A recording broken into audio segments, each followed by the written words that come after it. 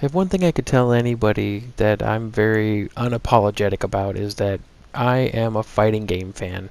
I don't think of myself as a good player in terms of fighting games, but I think of myself as pretty well rounded when playing those games.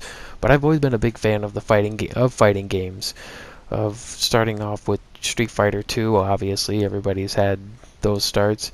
Dabbling a little bit in Mortal Kombat, not really getting into it that much.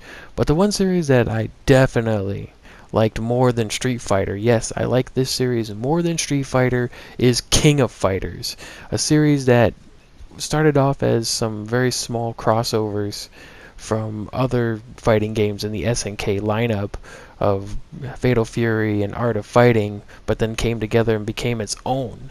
And now we can see it as King of Fighters, and we only know it as King of Fighters. One thing I could tell you is that 2002 Unlimited Match King of Fighters is one of its biggest games I've ever seen, especially when it comes to the roster and the content. This thing is just a big love letter to not just King of Fighter fans, but SNK fans as well. The setup for King of Fighters in terms of gameplay is that it goes to the three-person team setup. It's not a tag team setup like other fighting games that use it. It uses in the veins of you use that, pick a character, what order you want to fight in that team, and then you use that character until that character is KO'd. And that goes the same for your enemies as well, with some exceptions for bosses. So the setup for that one is actually pretty simple. I like the setup for it just fine. The controls, if you've played Street Fighter, you know how those controls go. The quarter circles, the half circles, the zigzags, and everything. But it fits perfectly with this one, and it definitely. I thought it would actually the controls would feel pretty bad, but I've had bad experiences with some SNK games on the original Xbox, but this was not the case. This actually was very, very well done, and it feels smooth and everything. Personally, I was enjoying it, using every character that I could to use all their moves, and it was amazing. Characters preferred are Ralph and Terry Bogard, if anybody wanted to know. Even King from time to time.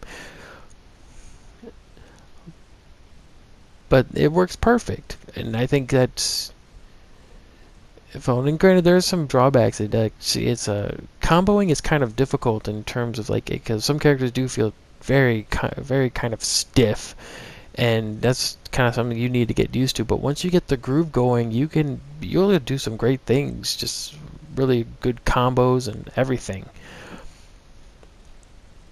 One thing I can one thing I could tell anybody is that in terms of art direction, it hasn't aged as well as it used to. The pixels are definitely a little more jagged than they really need to be. I guess that kind of hurts it when it's trying to go for a more higher definition, and it doesn't really look right for a more pixelated look.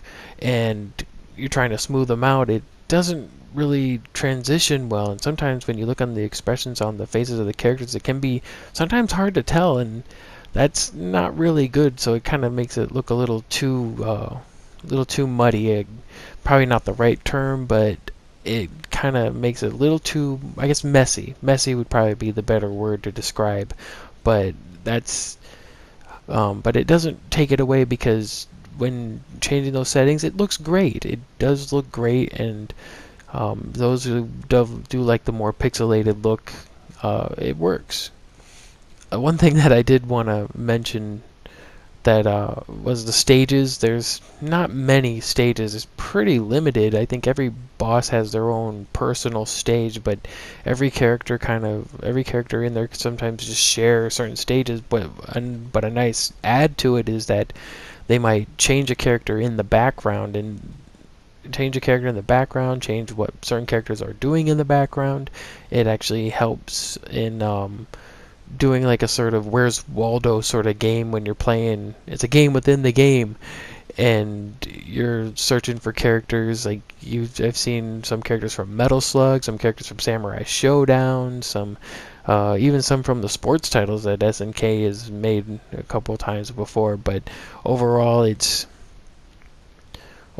actually is, like I said, it's a nice love letter to it, and it rewards you for paying attention to little details that you get to see all the time. Um, the and the music kind of the same way, not really memorable. It's the not every character really has their own track.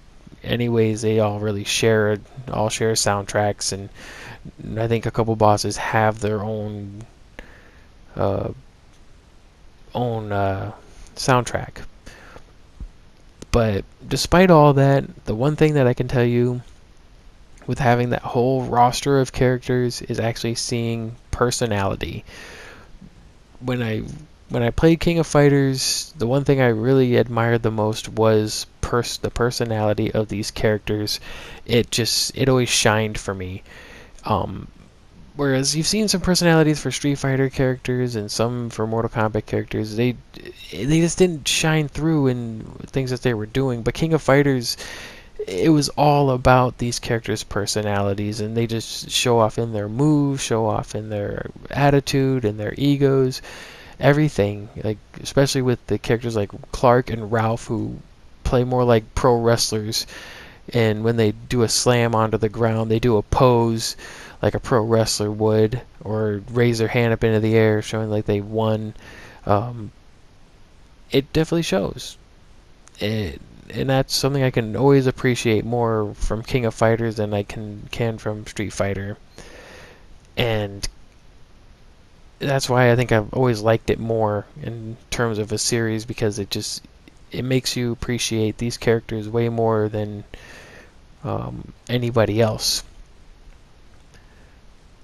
But the thing I can tell you is that, yeah, the controls sometimes can be very stiff and you have to work with it, and sometimes some characters are just cheap. Bosses are the cheapest. I have felt that so much, that they just had some cheap moves and cheap shots that you had to watch out for, and you had to work on a pattern, but even then they'll break the pattern, and then you're they just did not really follow the rules of the whole structure, and it just became very frustrating for certain bosses, especially on the higher difficulties, when it just felt just impossible.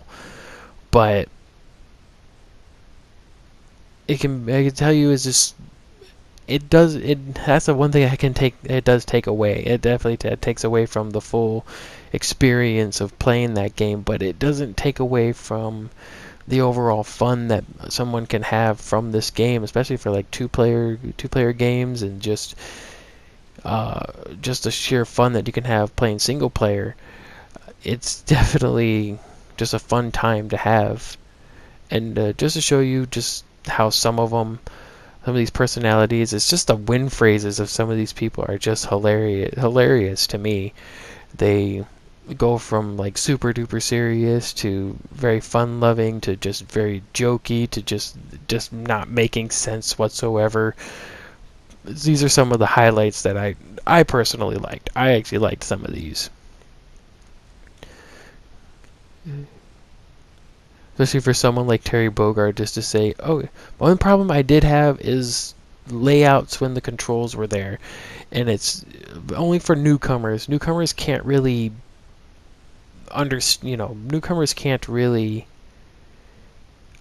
understand when it has all these arrows. It's very confusing. But people who do know, yeah, it's going to be easier for them, but for people who don't, not so much. It could be something confusing. It confused me the first time when I seen it, and I had to get used to something like that. But it didn't overall stop me from enjoying a game that I was definitely having fun playing. Just even when getting like the more tougher move sets down is actually half the fun when playing fighting games. And it's just trying to get just to get that move right, just to make sure to see if you can get it right. And I can tell you from this game, I've had some close calls, definitely close calls, where I was just near death, and and they just like, and they were near death, and it just like by almost it feels like sheer luck that I even won the whole thing. And just so I guess to say, like, there are just some characters that just really grew on me, where I always pick my old standbys. There are some characters that actually grew on me when actually using them, from certain characters who just didn't feel like they belonged, but then they showed their own fun in trying to use them. And that's actually half the fun, is using the new characters. But overall, I think it's not too bad of an experience, especially for King of Fighters fans. I think casual newcomers to the series might have a bit of trouble, but they'll have just as much fun.